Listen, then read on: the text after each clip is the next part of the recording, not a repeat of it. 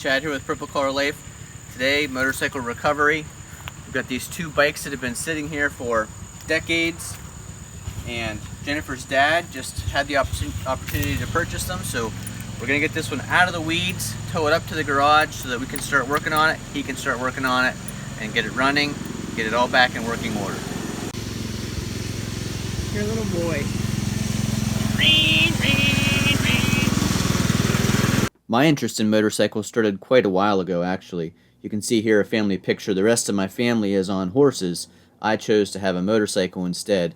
This is a 440 LTD by Kawasaki. It was my first motorcycle, my only street motorcycle, and now I have the XT250.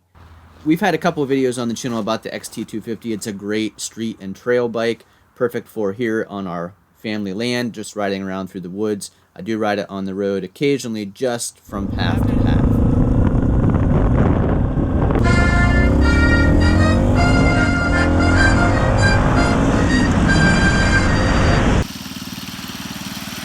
This motorcycle is a 1980s Honda CM400. These were sitting out beside, you can see this barn or garage here. They've been sitting there for quite a while, and when the owner of that property passed away, Jennifer's dad had been good friends with them and had the opportunity from the new owner, the executor of the estate, to pick up some of these items that had been collected here on the land and in the garage. So this one is the Honda CM400. You can see the back wheel is stuck. We're having trouble getting it to even rotate.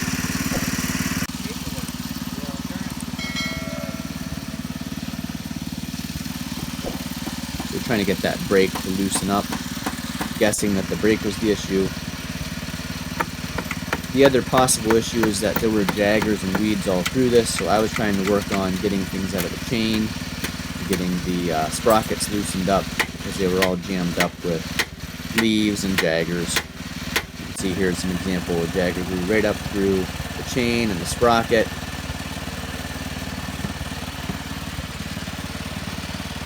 Whenever you try to pull a jagger out, you should have been wearing gloves because they are sharp.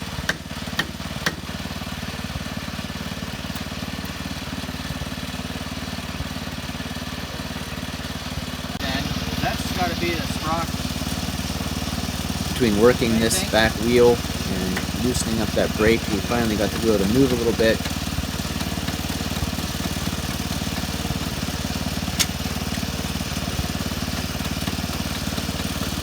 Eventually we got it moving more freely. It's still not loose, but it at least would rotate at this point. I think that was 2 up. Was it? Well, when she pulled it up on her phone, it said there's a high and low range, and it's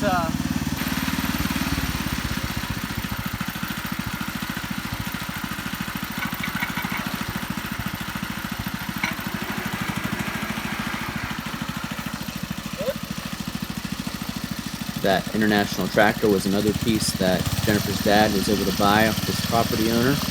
We got it running again.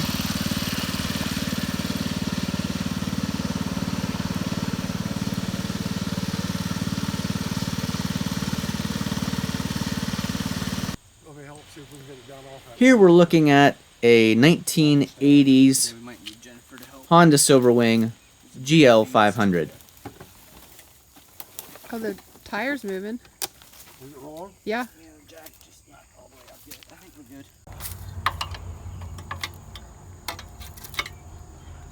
Do you want me to help you hold this one, Chad? Or do you think you can walk it up to I think I can walk it up if it's free spinning.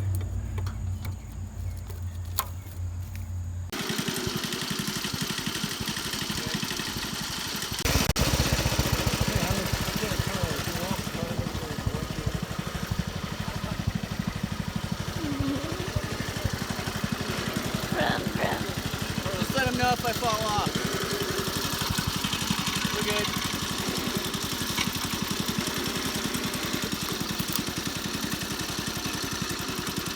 I think this one rolls easier. I'm driving my first motorcycle.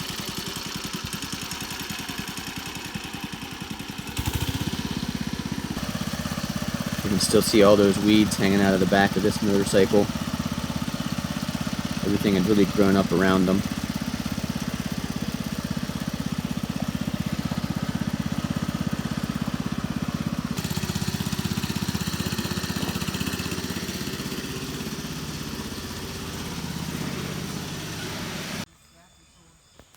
So there's another bike down here that we're going to take a look at. There's actually one still in that garage, but this one is just buried in all the growth. There's a machine right in there. You can't see it. It's probably as big as this bike, and it's huge. This is Jennifer's grandfather's wheel horse.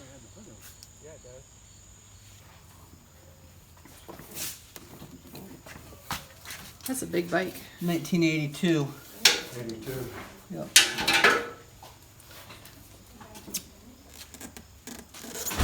That's almost like that Motor Guzzi with them big heads sticking out the side. Yeah. So that's an 81, this is an 82. Yeah. There's even storage up in these. Yeah, that one will open. There's a owner's manuals in it. Soft grips. 19,000 miles on that one, if that's, I'm sure they ain't turned over. Yeah, I'm sure it's not rolled This over. one only got 2,974 on it. And the one in the garage, it's a 360 Honda, or 350.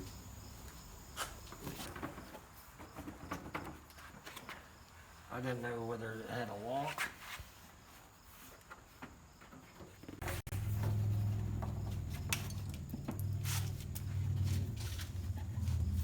Yeah, it's just, I didn't want this one, I didn't want to. Oh my goodness, look down in there. Yeah. Totally full of nuts. Yeah. Seeds. Yeah. Yeah, don't turn that over. Did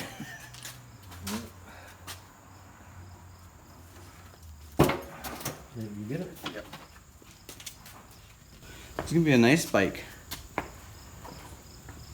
It's probably too tall for you. Could probably ride. Too tall, it's a street bike. Probably for me.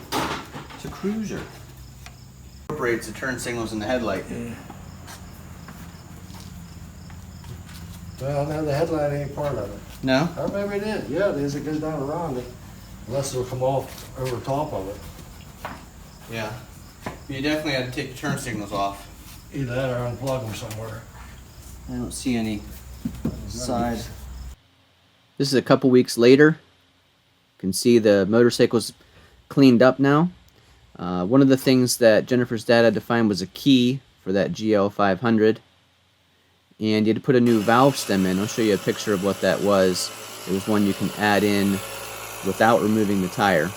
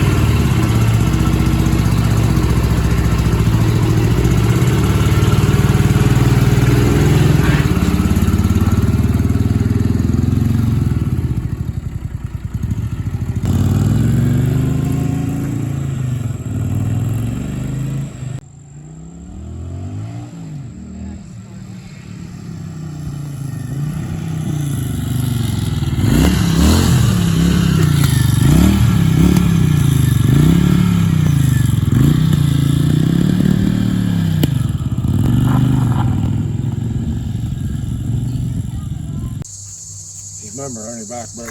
Okay. Compared to my bike, it is heavy. The reason I know it is heavy is because I helped get it up and hold it and get it out onto the side. That's not the starter. You know I'm not happy about this though. Because you wanted to ride?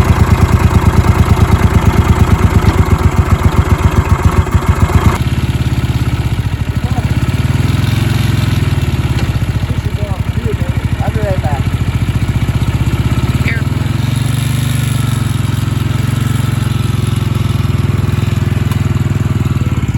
This is an old 1970s Honda 350 motorcycle.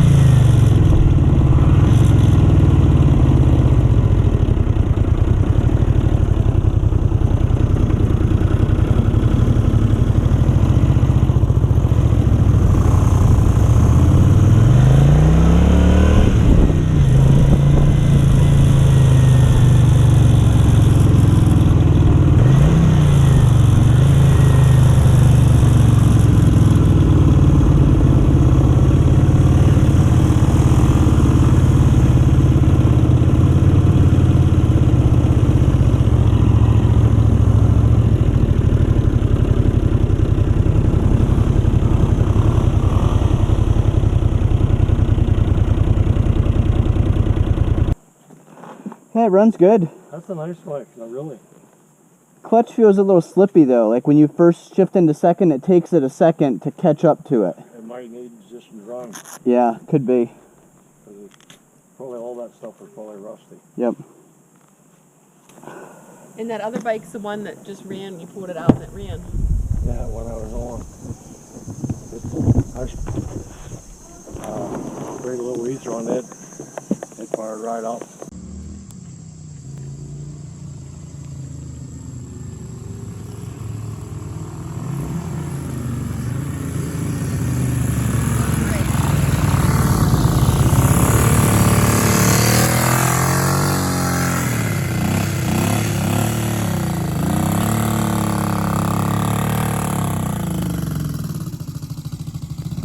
So this Honda CM400 I think is the prettiest bike of the bunch. The 350, when he pulled it out of the garage, he said just needed to spray some ether in it. It started right up. But the CM400, the problem with it is the gas tank has some pinholes in it. It won't hold gas. It does run now that Jennifer's dad's worked on it, but it'll need some work to get that gas tank fixed up. Here's that valve stem that is like a compression fitting. You can install it without breaking the bead of the tire or removing the tire. You can see how that was inserted into the Honda GL500 on the SilverWing.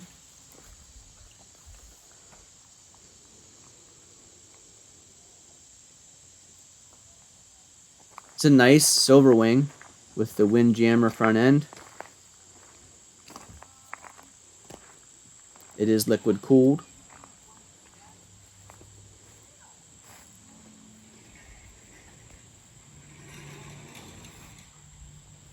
You can see it cleaned up nicely.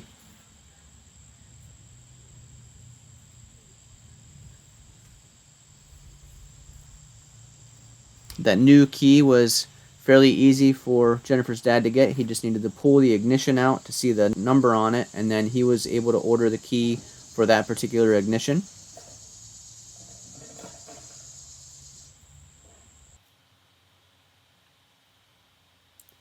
It's nice to see that Jennifer's dad was able to pull these three bikes from kind of barn find situations down in the woods or in the weeds or in the old building and get them all three running.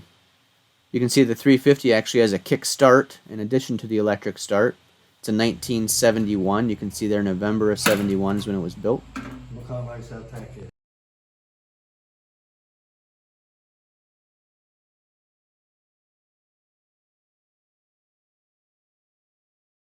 That CM400 Honda has a beautiful seat, only 2,900 miles on it.